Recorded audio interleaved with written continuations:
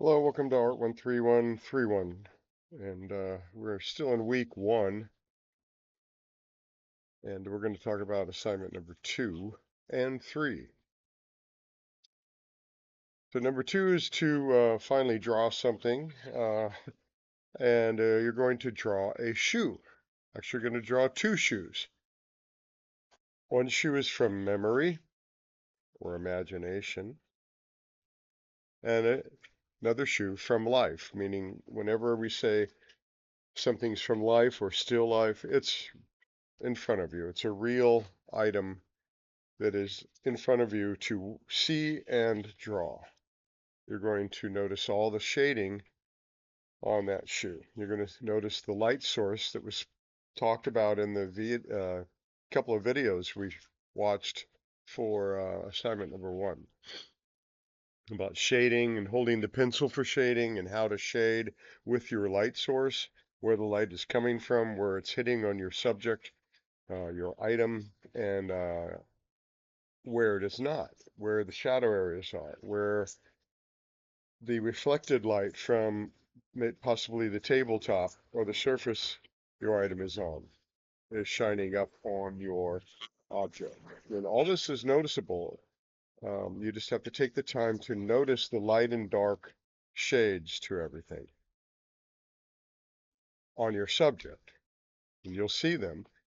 Uh, it's best to set your shoe up for the life drawing where you have a single light source. So either that's a single lamp or a single window where the sun's shining through or light is coming in, and that's where you really want to set up your item so that you have a shadow side to everything. So, and that means typically to set up the light so it's on one side or the other, not straight in front, right on your subject, or right above it, because that's going to set uh, too much light on everything so you don't have an actual shadow area to shade in. When you're shading with shadow area and light area on your subject, you're going to be able to create great contrast, which creates the shape, the three-dimensional appearance of something. Without that, it's very hard to shade where you're going to get a lot of shape out of your item on the two-dimensional plane, which is your paper. So you want to create that three-dimensional plane, which is the shape I'm talking about. Shape, three-dimension. Okay, and you need to do that with all the shading. So I'm going to show you some examples of that. And number 3 is just a drawing of choice, which we're going to talk about. But the drawing of choice should be shaded as well. Uh, use what you've learned in number 1 and number 2 to now draw something of choice, but shade it. Don't leave it flat like a cartoon where there's no shape. You want to put the light and darks in there, even if you're using your imagination to draw whatever this is that you've chosen to draw. Think about where the light's coming from. Think about where it's hitting on your subject matter. And then have a shadow side and a light side and all the midtones in between. So anytime you have light on one side, just like the apple they were showing in number 1 in the video, you have light shining on one side, then you have the shadow side on the other side where the shadow area is because the light isn't hitting as much. Well, there's a transition on round surfaces or roundish surfaces. There's a transition from light to dark, and those are called the midtones typically. And there'll be several levels of them, from light to darker to darker to darker, and then the darker tones, the darkest tones where the light is really not hitting at all. And then you may have some reflected light off the table surface from the light onto your subject. That it's not direct light, it's reflected light. So think about that when you're drawing your drawing of choice. You want to put shape to it. And that is basically the only way to do that in graphite is to use shading techniques. Okay, let's go to the shoe. Anytime I show images, it's usually on Bing Images or Google. and I'm putting in shoe drawings. Now you'll see a lot of flat shoe drawings like these ones. See, these are just lines with no shading. This one is too. It has a little tiny bit of shading here, but it's not very good, and it's not using graphite. That's probably some computer image. You don't want to go there. You want shading like this shoe or these shoes. Let me show you that. So you see that it has shading. There's no cast shadow on the surface, which typically would happen if you have a light source. Look for the cast shadow, the shadow from the shoe created by your light hitting the shoe and leaving a shadow. Well, at least the shoe is shaded mostly. You see the light and darks everywhere? Look for those in what you've set up to draw. Now this does have a cast shadow underneath it from the light source and the shoe, creating a shadow underneath the shoes or to the sides of the shoes. And there's a lot of lights and darks to this shoe, especially around the shoelaces.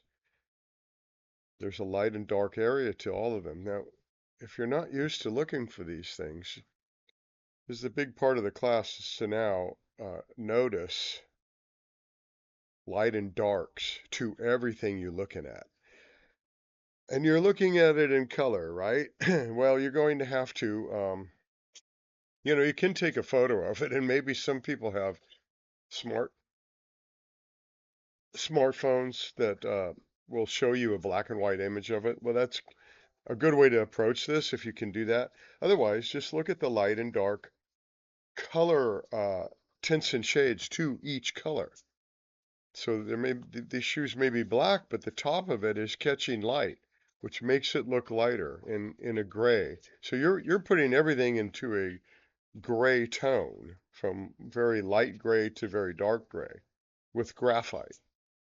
So think of your colors when you're looking at colors as light and dark versions of that color. And then accordingly use light and dark versions of gray to get that accomplished when you're drawing, when you're shading. Lots of light and dark areas. This is giving this shoe the shape, because you see the folds and crevices, they're darker because the light's not hitting in there. The side of the shoe where the light's not hitting, and then it is hitting here in very light highlights on the very tip of the shoe here. That's like way light, like white as paper, but nothing else is. If what you're looking at is not white as paper, don't leave it white as paper. Use your graphite to put shading into it so that it's not white as paper. Okay, let's see what else we got here. This is a really good one. Yes, that's a drawing. And the cast shadow underneath it. All these folds back here and wrinkles, light and dark, light and dark, light and dark, light and dark. You see them? Dark on top, light on the bottom, because that's reflective light showing up from the tabletop on that area. Light is seemingly coming from the top right here. There's a lot of dark area in here underneath the shoelaces because the light isn't hitting in there. On this side of the shoe, it's a little darker, but this is like reflective light back here onto the folds of the shoe.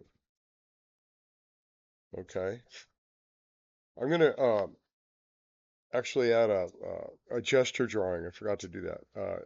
A gesture drawing for this assignment when I post this. You look for that. It's a gesture drawing example of how you're going to gesture draw an object to get its relative shape and proportions very lightly with a pencil. And that's how you start drawing something. So you're looking at it in front of you, and then you start drawing it out very lightly. So you can erase all the lines if you need to. You may have to do that. And then very lightly kind of map out how much proportion this is. How long the tip of the shoe is out this way. How tall it is comparatively to each other. You may have to measure that with what you're looking at. Let's see, this is about, it's tall but not as long as the shoe is this way, right? And then you have it kind of twisted toward you, so you have all this area of then the inside of the underneath the laces kind of pointed toward you. So you're not going to draw this like straight like this shoe, and then this one curved back the other way. Everything has to match. So if the whole shoe is twisted to you like this, it's kind of a 3/4 view of a shoe, then you need to represent that in the top of it, looking down into it a little, and here, and that the shoe comes this way, not straight across the bottom. It's not straight across like this because it's tilted toward you. It's twisted toward you. So this is going to be closer to you. The tip of the shoe here and the front of the shoe, that's closer to you than the back. So the back's going to appear to be a little further away. And the front one comes down and around this way because it's closer to you. This is all part of perspective. You're going to get that accomplished with your gesture drawing. So watch that video. Make sure to watch that right after this before you start. Okay, this has some shading in a cast shadow. It's very light right here, and it may very well be that there was so much light on it that it's very light here. But you have this light and dark play right here, dark and light here, darker here, midtones, lighter, a little darker here, very dark here, dark inside, and very dark cast shadow. All that you have to do is with the side of your pencil and the overhand grip, like was discussed in the video, so you can have a wide surface to your graphite. You don't want the tip. The tip is very pointy surface to the pencil, and it's going to be very hard to shade the graphite where you're getting a broad section of shading. You want to use that overhand grip and the side of the pencil. So you have a more broad area where you're going to use the graphite to shade with. Now, they do make total graphite pencils, and they're very, very cool. So there's no wood in them. It's all graphite. And the tip is very wide with that. Look for those. Maybe you want to go get one of those before you start this. Also, charcoal, of course, has a charcoal pencils, and charcoal vine actually has a very broad surface to shade with, and then you can use the kneaded eraser to erase out tone where you need it. So you may put a bunch of tone in here, and then you have to erase out where the very light highlights are. Like all this area in here, you erase out tone, and then add it in, and then gradually transition. All of these things are kind of gradually transitioning from the light tone to the dark tone to the mid tone to the light tone to the dark tone, light tone, dark tone, back and forth. And nothing is sudden. I mean, you do have a little bit right here, but get away from actually putting lines in your shoe. And certainly don't put a border line around your whole shoe, because there is not one. Look at the shoe. Look at your shoe you're looking at. There's no border line around it. Okay, or on the laces. Most of the shoe does not have border lines. These are like what called shading lines because they're a little bolder, where it might have a perceived kind of line right there. But all these other areas, there's no border line around it. So don't draw a border line around, because I'm going to go back to you and say erase out that border line because it's not accurate. There's really no border line around the shoe or around anything you're drawing. So really, please don't use border lines to draw. That's a cartoon thing. That is inaccurate to real life. Because when you really look at your subject, there's no borderline drawn around it. It's just what we think we need to do to draw, and you don't. It's really just that shading tone meets the background. That shading tone meets the background. This may be very light and almost like the background. Of course, this is a white background. Maybe you don't have a white background. So you add a little tone in your background. Okay? Certainly don't draw them like this, where it's just lines. This is better than that. It has some shading. It's kind of minimal, but still, on the other hand, it is shaded. I think it could use a little bit more, but it's a good start. Okay? Again, it's kind of twisted toward you, right? This is not straight across on the bottom of the paper. It comes toward you down here and then around. Notice that about your shoe. typically the tip of the shoe, the front of it kind of dips up like that. And notice that about your shoe. You can set it straight across if you want. I'm not saying you have to tilt it to me, to the viewer. It's a good composition, but you don't necessarily have to do that. You can set the shoe straight up in front of you and draw it that way. Here's another really good one. All this is, folks, is mapping out the proportions to where you like them and they're accurate to matching to your subject matter that you're looking at. And then start adding the shading. You don't really need to start darkening up a bunch of lines. You gesture draw this with very light lines, then now you're going to start shading it, and that'll get rid of those, mostly, all those really light sketching lines, and replace them with shading. So basically one shade meets another shade, meets another shade, meets another shade, without any lines between them. There's no lines between them, typically. There's a little bit, and they put a line back here because that's so similar to the background. Well, where you have light areas to your subject, you could darken up the background here and then dissipate it into some lighter area. So gradually transition from a dark background right here where the light shoe is, light tone of the shoe, darken it up here and then dissipate it into light. And that'll separate the background from your shoe.